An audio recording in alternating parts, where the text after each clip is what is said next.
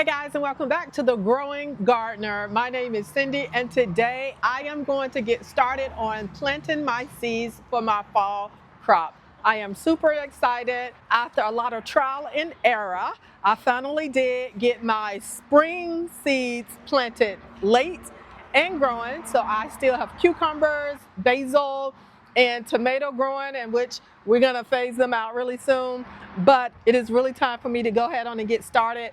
Actually, I'm probably a week or two late with getting my seeds in the ground so that I can have an awesome little fall garden. So come on, follow along with me, and you're gonna see how I plant my seeds for the fall. All right, so as we get started, you can see right here, I already have my soil, and this is a mix that I made myself. Whether you're new or just a gardener that haven't been gardening as long as I have, I actually suggest that you really mix your own soil for your seed starting. One, it will save you money, okay? And if you don't know, gardening can be expensive, but one of the things that I have really set a goal to was to be as sustainable as possible. And that means reusing as many things that I have in my house before buying things, or DIYing things before I actually go out and bought it. Now, if you were to go to the store and buy your seed starting mix, it would be expensive, especially considering how many seedlings you're getting started. But what I discovered through all of my research is the fact that the stuff that you buy out of the store, one, has no nutritional value in it. And that is not a bad thing, because there are some growers who actually grow with inert soil, meaning it has no nutritional value. I started out that way and didn't realize at some point you need to feed the plants. So they grew all, what is it called? I forget what the word is, but they like grew really, really fast and tall. And listen, I had to go back and do a lot of research to fix them. So I did more research and came across great gardeners who actually made their own, and they actually put nutrition in it. But if you want to make your own, and I suggest that you do, I actually did a video with everything that you need. So I'll link it below and up here somewhere. So when you get an opportunity, you can go and check that out. Let's go ahead on and get started. All right, so the first thing I am going to do is actually determine what I am going to be planting. Let's see, let's open this up. And I would suggest, if you are new, don't try to do the whole world, okay? And I'm telling you to do as I say and not as I do, because I am still very much a new gardener and I'm trying to do the whole world. So I actually purchased all of these in the spring. So I attempted lettuce and it didn't grow. So hopefully the second time is going to be a charm. I am going to do spinach, kale, then I have cabbage, as well as broccoli. Now, normally, like, I really only want to focus on one or two, but my excitement and zeal about gardening is getting the best of me. So like I do tell everybody, just jump in. I'm going to go ahead on and jump in with this. But the reason why I do say to only focus on maybe one or two is because you want to learn that particular plant, what it likes to eat, how often it likes to eat, and what conditions it grows in. And it can be a little bit complicated when you're growing more than one thing at once.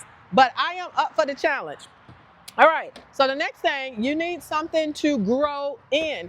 This is a seed starting kit that I purchased off of Amazon. You do not have to do this. I actually started a garden this spring with my students, and we actually started with ice trays. So they definitely work as well. But we also started when it was cooler, and so I wanted something that we could start indoor with, right? So I brought this whole kit. It comes with 2 trays. Then this is a heating pad that was wonderful. And I will say this, I felt like this was a good investment. And then we have the tops that go on them with the grow light. So that is so important if you're going to be growing indoors And I do think I am going to be taking these seedlings indoor. All right, so, oh, and let me show you, well, I'll show you more about that later, but it's a tray and then this water tray. And I will tell you now, I suggest always watering from the bottom. And I'll tell you more why later. All right, so what I am going to do is go ahead on and get my dirt and put it in.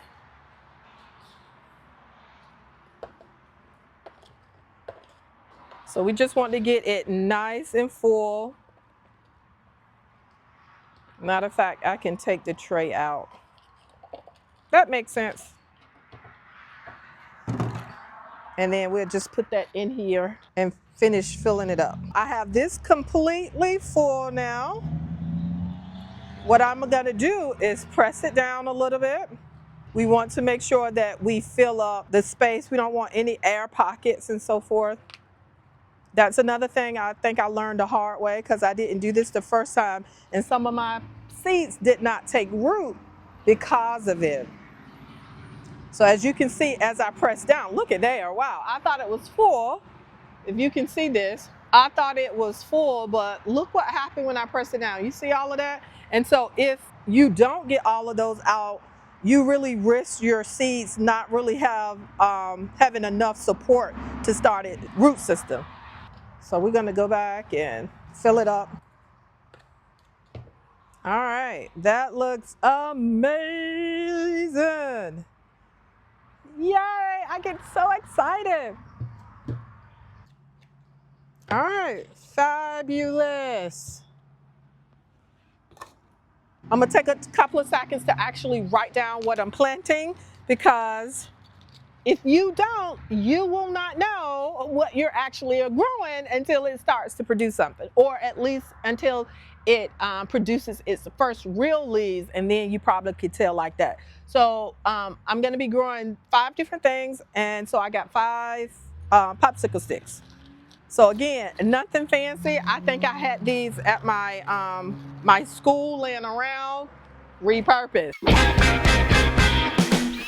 All righty then, now that that's done, let's see, we're gonna start with the lettuce. So I am gonna get my popsicle stick and then I am just gonna place it right there. You have a lot of these. I would say you can plant maybe 2 to 3. Sometimes I get real risky and plant more than that. So I'm gonna use another stick just to make a little hole. And then I'm gonna cover that up. These are really tiny. It's stuck in my fingernail. There it is. So we're gonna put that there. And we're gonna put that one there. And you definitely want to plant several because you never know what will take and what don't. And so at the end of the day, you want to come out with something that survives. So let you guys get closer so you can see this. All right, see how small they are? Not all of them are this small.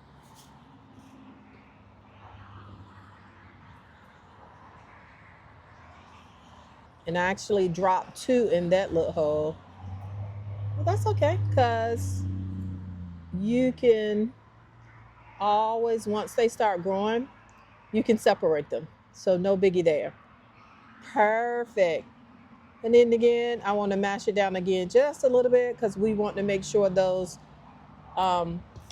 seeds have something to anchor to.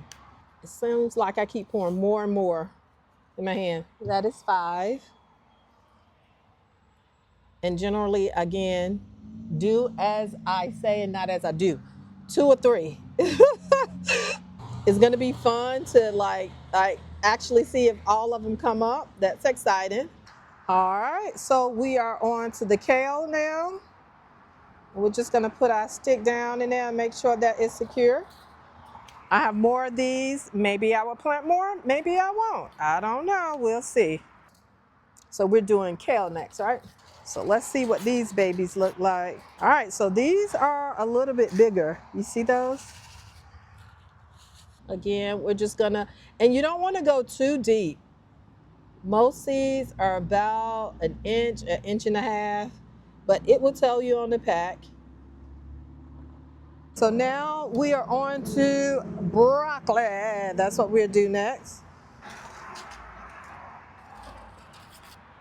Let's see how these look.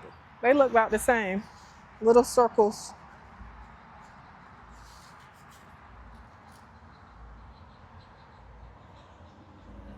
These are the spinach seeds, and as you can see, they are a little bit bigger. So I definitely probably would do one per hole. So two got in there. We're just gonna go and leave it. So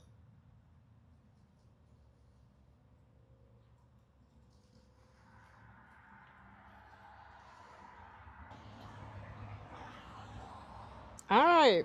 Oh my goodness, we're almost done. I'm so excited. So now I'm gonna take my trays again because my seedling soil was dry. I actually made it the other day. And so it dried out, which is fine because what we're gonna do now is water the plants from the bottom. So I am filling this tray up with water,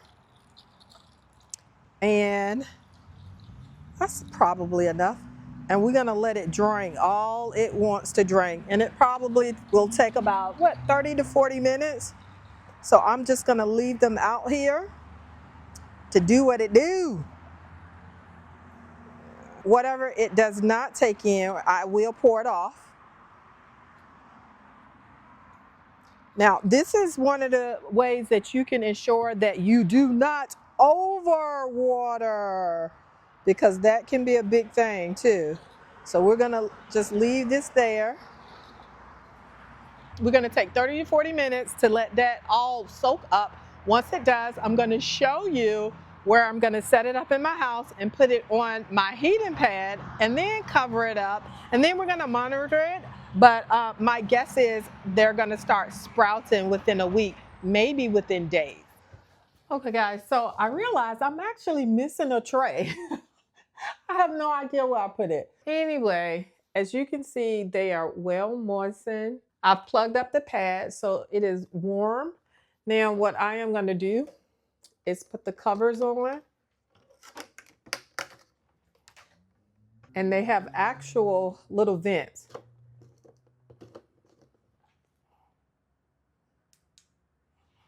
And so they have several different molds that we can play with. It has a timer for 4 hours, 8 hours, 12 hours, or 18 hours. So we're just gonna leave that on for now, and then we'll just check back in later.